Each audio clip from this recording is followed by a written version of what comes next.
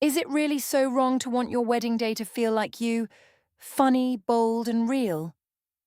I thought making the guests laugh during my speech was the most honest thing I had done all week.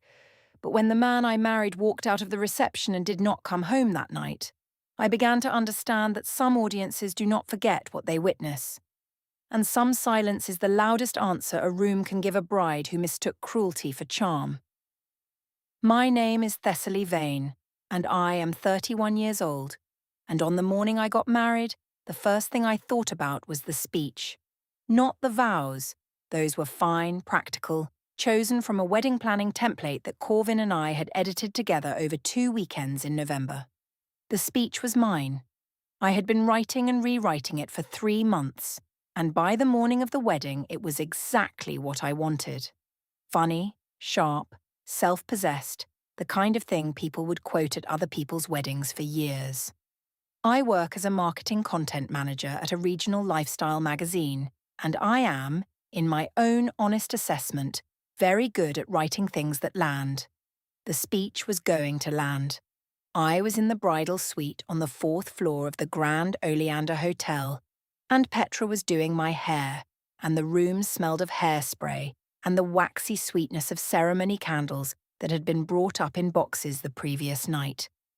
Through the floor I could hear the ceremony hall being set up below, the distant rearranging of chairs, the brief whine of a microphone being checked. And I had chosen this hotel specifically because you could hear the venue from the rooms above it. The connected staircase ran directly from the 4th floor corridor down to the ceremony lobby, which meant the whole morning felt like being backstage at a production I had written and was about to direct.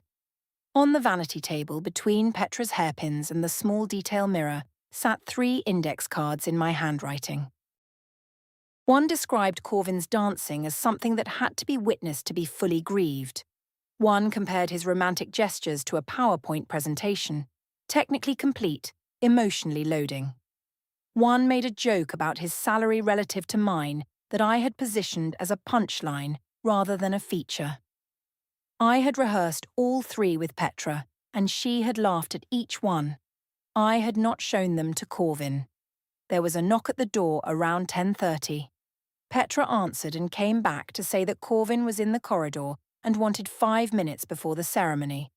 I told her to tell him I was not dressed, that I would see him at the altar, that I loved him. What I did not say was that I glanced at the index cards on the vanity and felt a small private relief that he had not come through the door. He sent a message through Petra 10 minutes later. He asked, gently, with no accusation in his phrasing, as Petra relayed it, whether there was anything I needed him to know before they stood in front of 200 people and made permanent promises. He mentioned that a groomsman had used the phrase roast style to describe what was coming, and he was giving me the opportunity to tell him the content before the ceremony rather than after. I told Petra to say no. Everything was exactly as planned. He sent a note through Decker, his brother, about 20 minutes before the ceremony.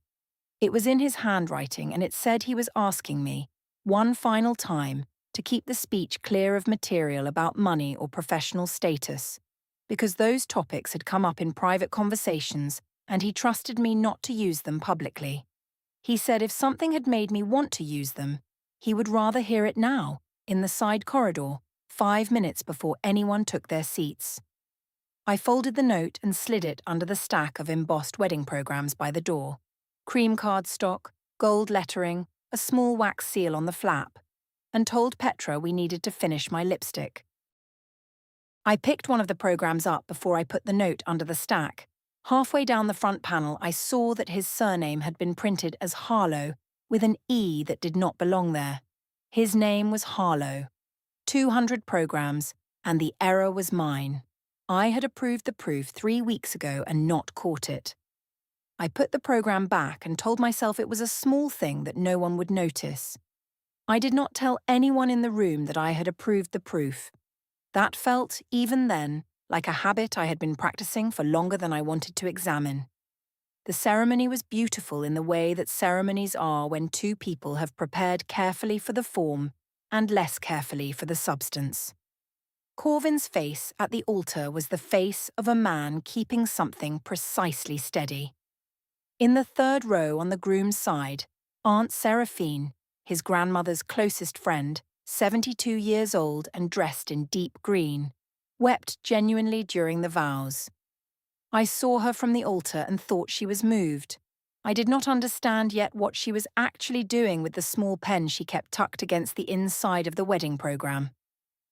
In the cocktail hour, Corvin leaned close and said, quietly with the crowd noise around us as cover, that he needed 45 seconds before the reception began.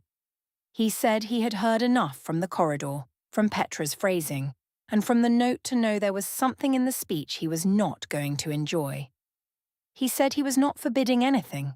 He said, "If you do this, I want you to know that I will not pretend it was fine afterward." Then the ballroom doors opened, and the master of ceremonies called the wedding party in, and Corvin looked at me for 3 full seconds before he walked through. I walked in beside him and told myself that the crowd's eventual laughter would be the proof that I was right. I had been using Corvin as source material for about 8 months by the time we reached the week of the wedding. It was not a decision I made consciously. It was more that he was the most available subject and the most reliable laugh.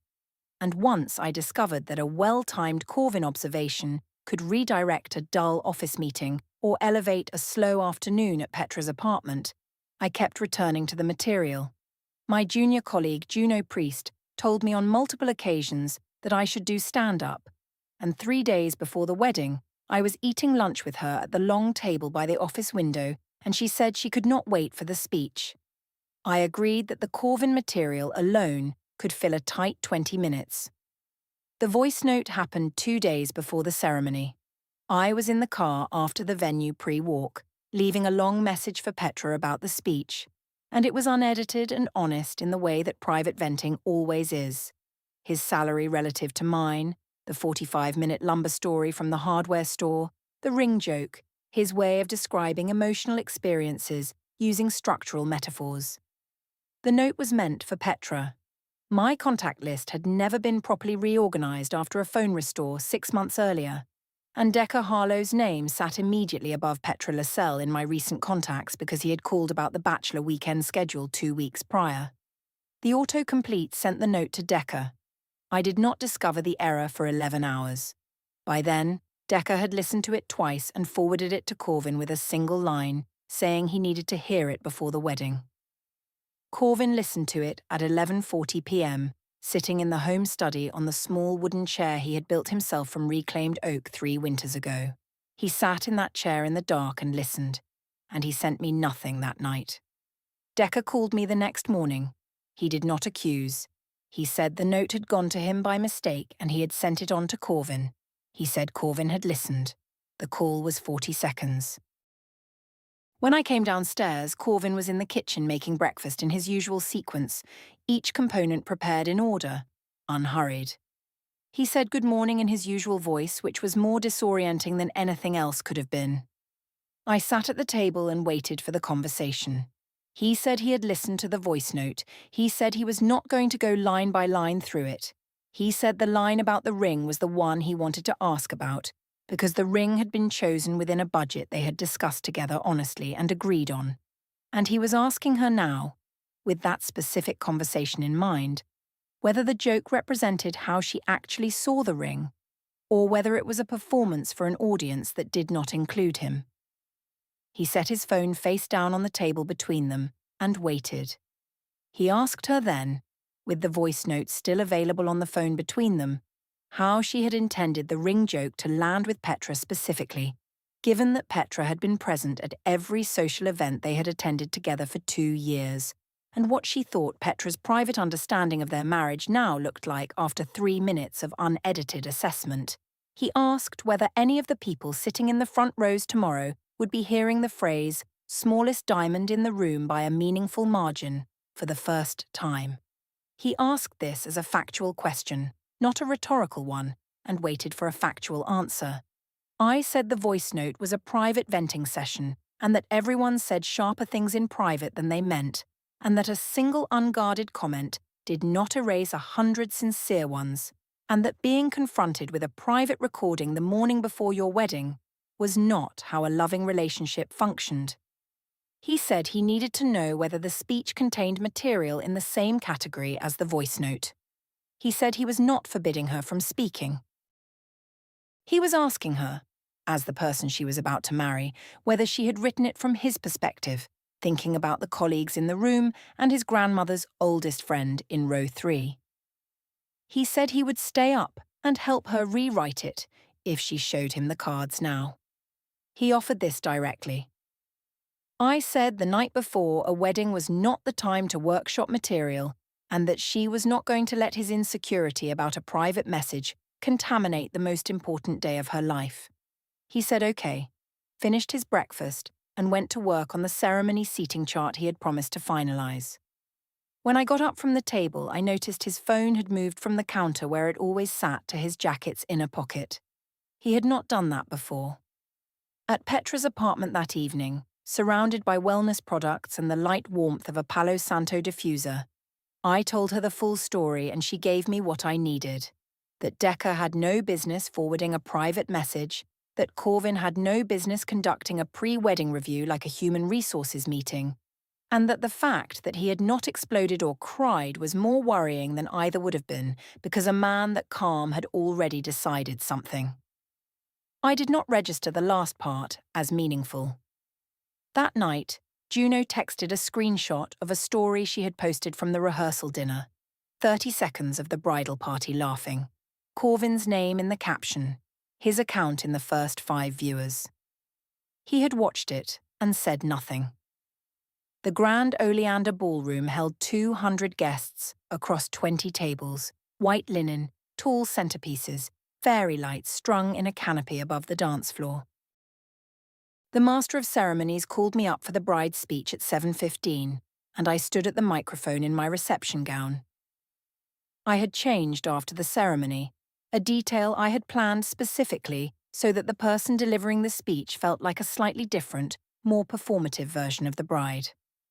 And I looked out at the room and understood that this was exactly the audience I had been writing for. The first 2 minutes were warmth and sincerity.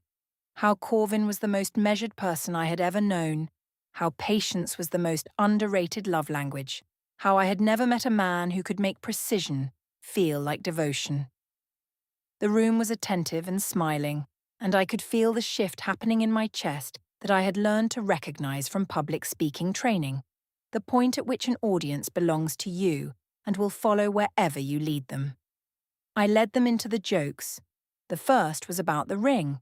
I described the proposal with careful detail, the autumn walk, the park bench, the moment he got down on one knee, and then said that when he opened the box, I had genuinely believed for 1 full second that he was showing me a chip of ice he had found on the path.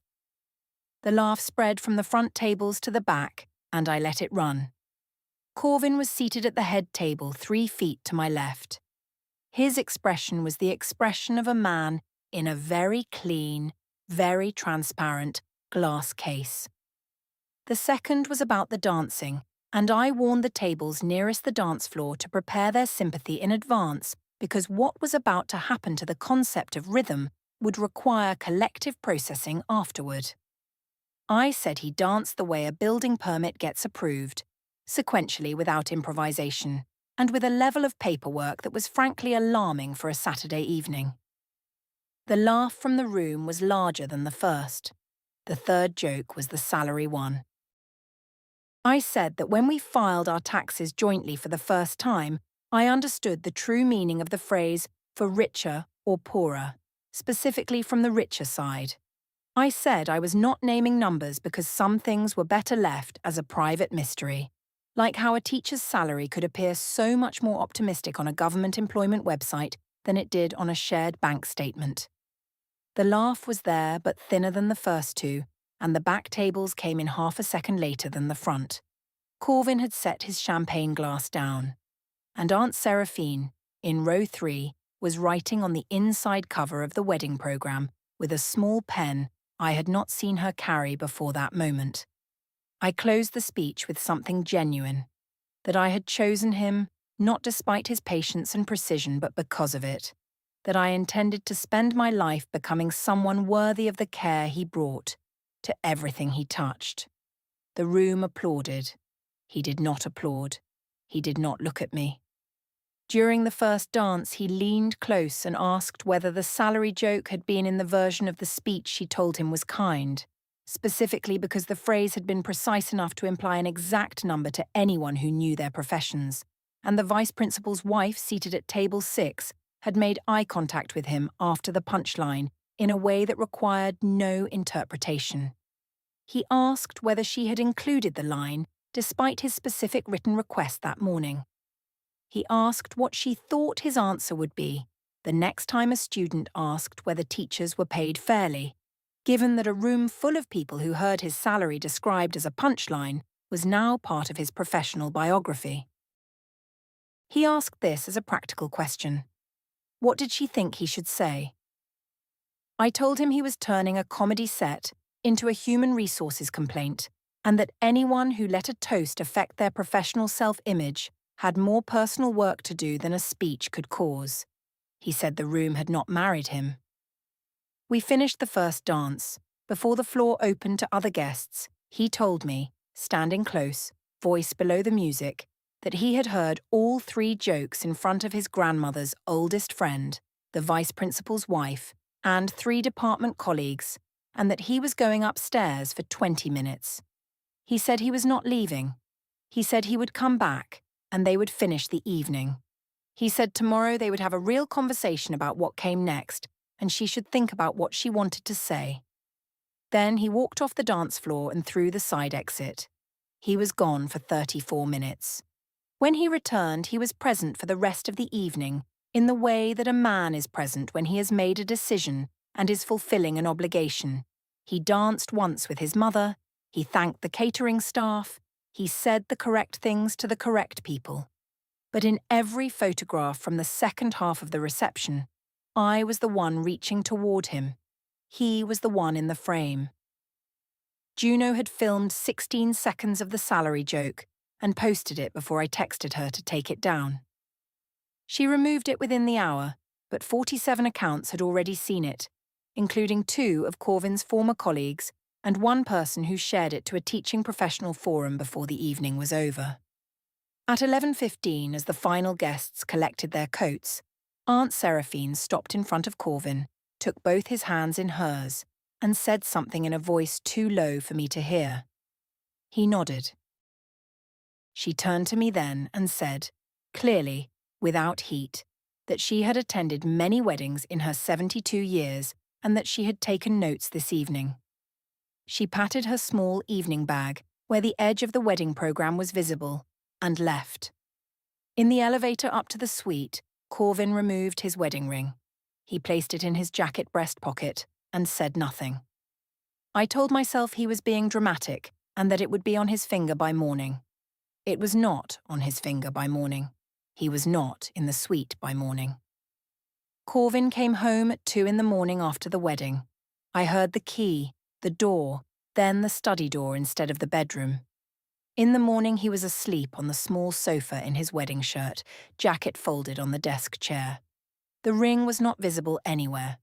He was civil when he woke, made breakfast, asked about my day, mentioned nothing, not the speech, the ring, or his 20-minute departure.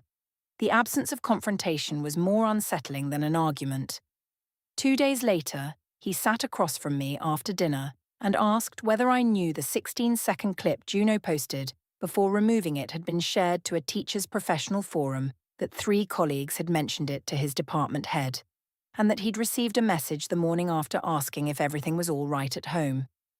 He asked whether I'd considered the professional reach when I allowed Juno to film, since he hadn't authorized it and had a reasonable expectation that wedding content would stay in the room.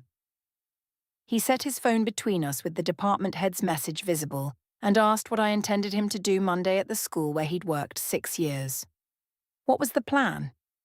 I said the clip was down, the forum post seen by almost no one, and he was treating a toast as a reputational crisis. He said he'd been reading carefully about how social media worked since the previous evening and the conversation could continue tomorrow. He went to the study. 2 evenings later, a calendar entry on his work screen.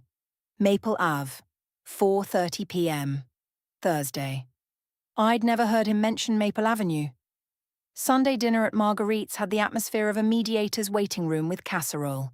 Marguerite was warm but careful. Decker spoke entirely to Corvin throughout.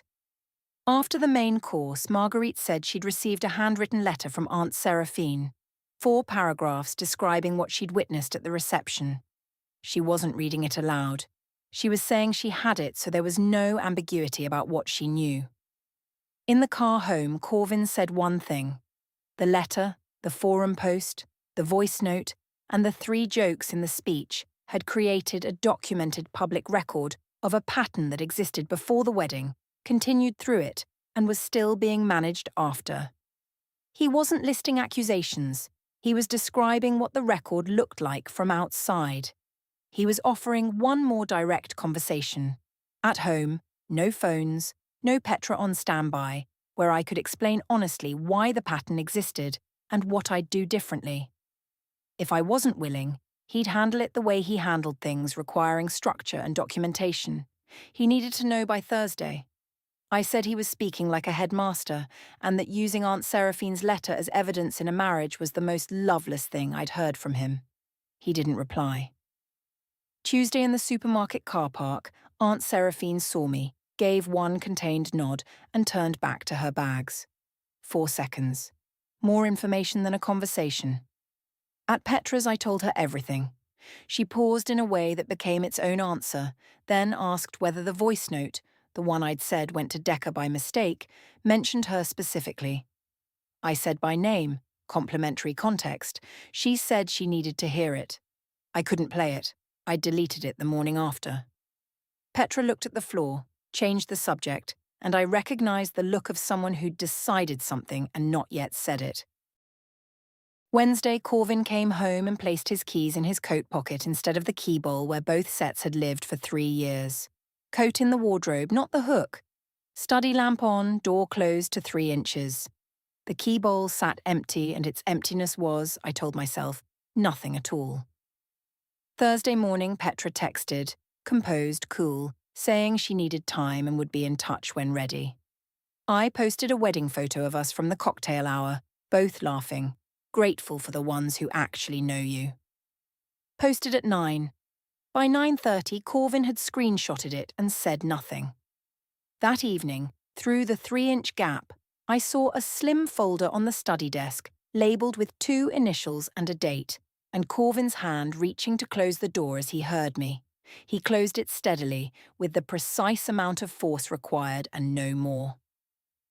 2 weeks after the wedding, I tried something new.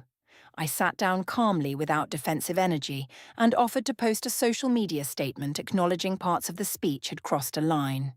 I could see Corvin recalibrate. For a moment I thought I'd found the opening. He asked if the statement would name the specific jokes. I said a general acknowledgement was more graceful. He asked if it would address the voice note and the forum post. I said those were separate issues. He said a public correction of the public record needed to address what was actually in it. The jokes by content, the voice note by description, the forum post by what it produced at his school. I said that level of detail would read like a legal brief. He said that was the difference between a performance and an accounting, and he'd been learning to tell them apart. He needed a few days to think, though his tone said he'd already thought and was giving me a counted interval. That evening he made a final offer. 2 hours, no phones, no Petra on standby, no planned post afterward. He wanted to know whether I could see the pattern, the voice note, the speech, the Instagram photo from outside myself, because if I could, there was something to work with. If I used the 2 hours to explain why I wasn't the problem, he'd consider that my answer. He pulled up the Instagram post, the wedding photo of me and Petra captioned, "Grateful for the ones who actually know you," and asked if I'd considered what it communicated. Its implication was that he didn't know me, and the timing, 9 a.m. the morning after his Thursday deadline, was a precision I had to have been aware of. Was it deliberate? I said it was gratitude toward a friend and that reading captions as hidden messages was grievance-seeking. He said the post came down at 10:30. He knew because his screenshot was time-stamped 9:30 and the link broke by 10:32. I hadn't known he was tracking that. He said he'd seen someone he trusted that week and had a structure for next steps.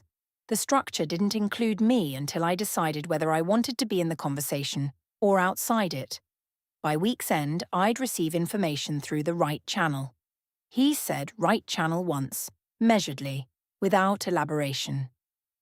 Friday, I published a blog post titled, "When the People You Love Can't Handle Your Humour." It didn't name Corvin but described him unmistakably.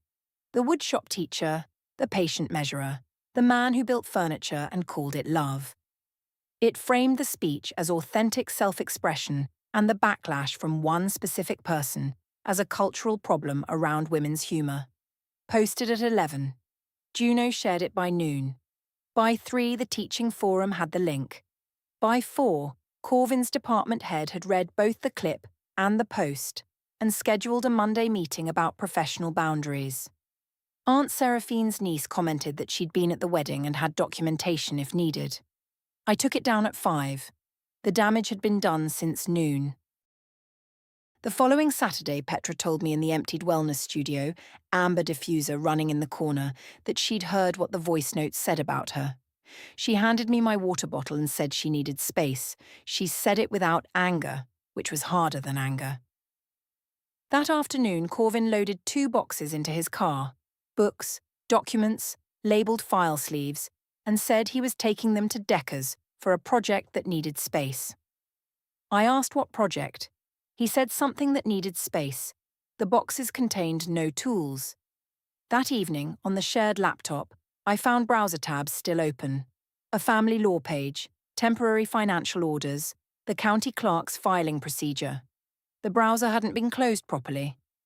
I closed all 3 and said nothing. He came home, said he was tired, and went to bed without using the study for the first time in 2 weeks. In the morning, he said 3 things. The week had been long. He'd made a decision, and I'd hear about it through a channel that was not him. He took his keys from his coat pocket, not the bowl, and left. The county civic building had the atmosphere of a place that processed the most significant events of ordinary lives in the most unremarkable setting. Beige walls, numbered windows, institutional chairs arranged in rows, a laminate board at the entrance listing offices by floor. I had received a notification that morning, not from Corvin, from the county family court system, that a document had been filed under my name and that I was required to acknowledge receipt at a specific window at a specific time. I arrived at 10:40 and sat in one of the institutional chairs, the fabric compressed and cool, and waited until my name was called. At window 4, a clerk in a plain cardigan confirmed my name and address and slid a sealed envelope through the partition gap. She noted the time on a receipt sheet, 10:47 a.m., told me I had been formally notified of a petition filed in the county family court, and asked me to sign the line indicated. I signed. She thanked me and called the next number. 5 other people were in the lobby. None of them looked at me. I was administrative. I was routine. The petition was for dissolution of marriage, initiating party Corvin Elias Harlow, with temporary financial orders already actioned. A freeze on the joint account effective that morning. A freeze on any new credit lines in both names. A freeze on shared property transactions. The supporting documentation listed, the voice note, forwarded by Decker with a verified timestamp. The 16-second video clip from Juno's account, captured before deletion by a third-party account with a documented timestamp. A 4-paragraph written account from Seraphine Okafor, notarized, describing the wedding reception speech in specific terms with audience reactions recorded. A printout of the blog post taken before its removal, with publication and deletion timestamps. A copy of the professional platform message from his department head, and a timeline of 5 documented dialogue attempts made by the petitioner, with dates and settings. The voice note, the clip, the letter, The blog post. The 5 conversations I had deflected, each one dated and placed. I stood near the lobby exit and called Corvin. He did not answer. His text came back in 2 sentences. He had filed that morning, the documents were accurate, and any communication going forward should go through the contact listed in the filing. I called Petra. She answered, said she was with a client, would call later. I called Juno and she answered immediately and said she was so sorry and asked what had happened and told me I should write something, a statement, a post, tell my side. I understood, standing in that lobby with the envelope in my hand, that telling my side was the exact behaviour that had produced the envelope. What I had believed, from the first time I made a room laugh with a Corvin observation, was that the ability to be funny was the most valuable social currency I possessed, and that an audience's laughter was the clearest proof that I was right. I had delivered the speech because it was the best thing I had ever written, and I believed the best thing I had ever written would be the proof of me, my wit, my refusal to perform the softness that everyone expected of a bride. The audience at the wedding was not just the 200 people who laughed. It was everyone who did not. The vice principal's wife at table 6, Aunt Seraphine writing in the program margin, the department head who sent the Monday message, the forum thread that travelled before the clip was deleted. I had played to the room. He had documented the room. And documentation does not need an audience to hold its shape. The ring was listed on the petition's final page, among personal property to be addressed at the hearing. 1 wedding band, gold, held by the petitioner pending resolution. He had kept it. He had not thrown it, which was what I had told Petra in a moment of convenient storytelling. He had held it, the way he held everything that mattered, carefully, with the precise amount of force required, and without drama. Closure snapshot. The joint account freeze held for the full hearing period. The mortgage auto-pay was redirected by court instruction within 3 weeks. Juno sent a long apology about the clip and the blog share. She received a 1-line acknowledgement. Petra's wellness blog went quiet for 6 weeks before returning with content that contained no mention of weddings, humour, or any of the stories they had shared. The school held a staff session on social media and professional boundaries in the weeks after the forum post. Corvin attended and was not the one who raised the topic. The blog post, deleted at 5 p.m. on a Friday, remained cached in 2 places she did not control. The teachers' forum thread reached 64 replies before a moderator archived it. Aunt Seraphine's 4-paragraph letter was notarized, submitted, and read into the formal record at the first hearing. The index cards from the bridal suite were never found. She assumed she had thrown them away. She was not entirely certain.